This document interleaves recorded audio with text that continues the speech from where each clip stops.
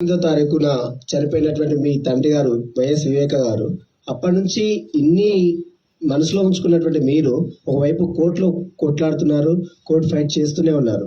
ఇప్పుడు ఇంత ప్రజెంటేషన్, అది కూడా ఏప్రిల్లో ఎన్నికలు జరిగిన నేపథ్యంలో ఇప్పుడు ఇంత ప్రజెంటేషన్ ఇవ్వాల్సినటువంటి అవసరం ఏమొచ్చింది? కేవలం ఇదంతా కూడా రాజకీయ లబ్ధి కోసమే చేస్తున్నారు అనేది మేమే వస్తున్నటువంటి ప్రధాన అభియోగం. దీనికి ఏమంటారు? Good question. Sunil from 10 TV. YS Vivekananda Reddy గారు అతి దారుణంగా, క్రూరంగా హత్య చేయబడి 5 సంవత్సరాలు అయ్యింది.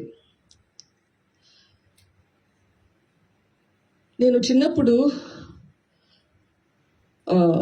కడపలో పెరగకపోయినా కానీ హాలిడేస్ వచ్చినప్పుడు అంతా ఎప్పుడు ఇక్కడ కూనీలు జరిగినాయి, అక్కడ కూనీలు జరిగినాయి అని వినేదాన్ని. నాకు నచ్చేది కాదు. కొంతకాలానికి అది తగ్గిపోయింది.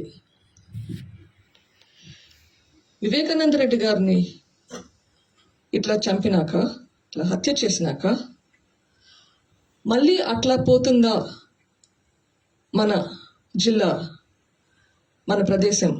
అట్లా ఉండకూడదు అని ఎవరు చేశారు అని కనుక్కునేదానికి మొదలుపెట్టిన ప్రయాణం ఇది.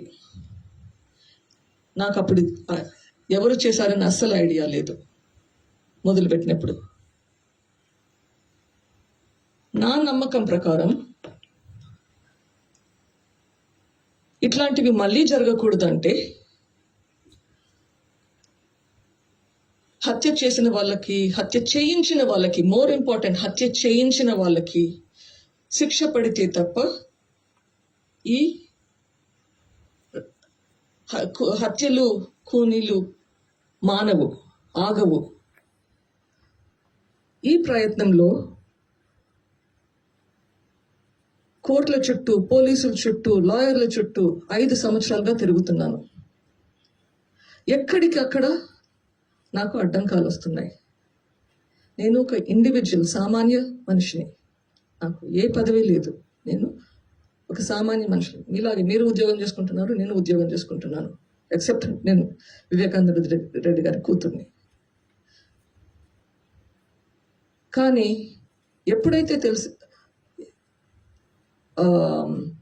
ఇది ఎందుకు ముందుకు సాగట్లేదు, ఇది 5 సంవత్సరాల్లో కనీసం వీళ్ళు చేశారు అని వీళ్ళకి శిక్ష పడింటే ఇదంతా నాకు చేసిండేదాన్ని కాదు కదా. చేయించిన వాళ్ళని బాగా ప్రొటెక్ట్ చేయడం జరుగుతుంది. ఈరోజు ఇది నాకు జరిగింది. ఇట్లాంటివి చాలా మందికి జరుగుతున్నాయి, జరిగినాయి, జరగబోతాయి.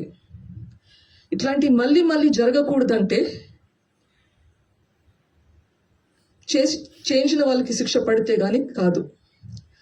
ఈ ఫైట్ నేనే చేయలేకుంటే, దేవుడు నాకు చాలా గిఫ్ట్స్ ఇచ్చాడు.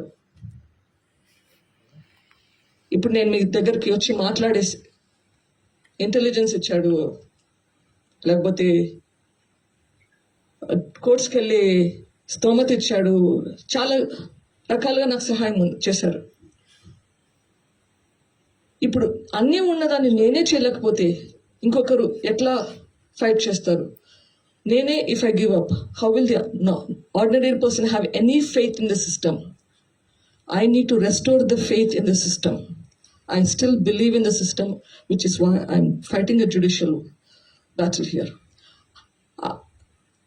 అది చేస్తుండగా నాకు అర్థమైంది ఏంటంటే, ఇట్లాంటి చేయించిన వాళ్ళు పాలిటిక్స్లో పెద్ద పెద్ద పొజిషన్స్లో ఉంటే